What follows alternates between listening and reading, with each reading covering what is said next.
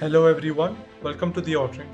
A sense of helplessness and dread hangs in the air over the Western leaders gathered here at the Munich Security Conference as the expectation grows that Russian President Vladimir Putin will unleash a military attack on Ukraine within days, if not hours. Balanced against this is a renewed and reinvigorated sense of common cause and unity among the US and its allies, and partners alongside an increased conviction of the historic moment.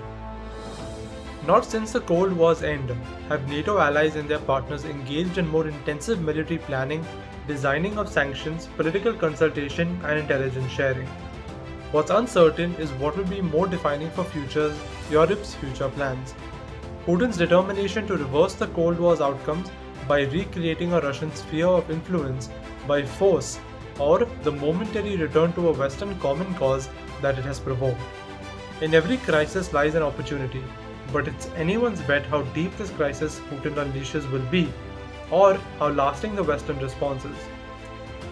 US and Europe leaders alike have been hard-pressed to rally their citizens around the dangers Putin poses to post-Cold War principles, that borders can't be erased by force, that great powers can't be allowed to subjugate their neighbors, and that independent countries should be free to make sovereign choices about their alliances and associations.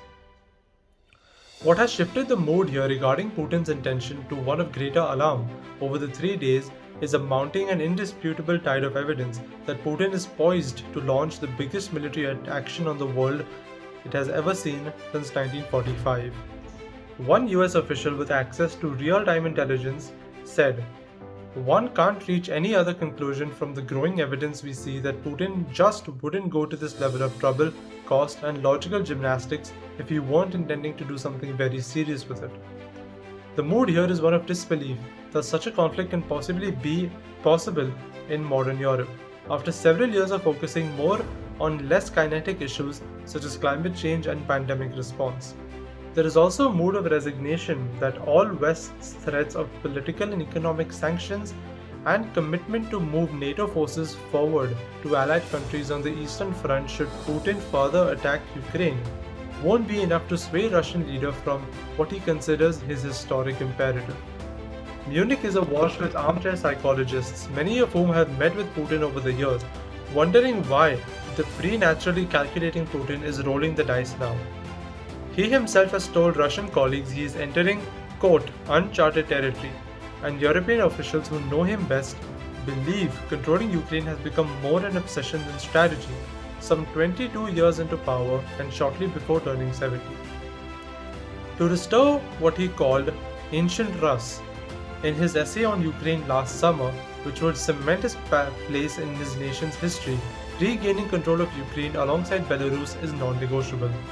European officials here give credit to US President Joe Biden's administration for preventing Putin from controlling the narrative by releasing intelligence, both open source and classified, regarding Russia's unprecedented troop buildup and plans for false flag operations intended to prove that Ukraine was provoking Russia's military actions. Within hours, US officials who rebutted Putin's claims that Russian troops were withdrawing.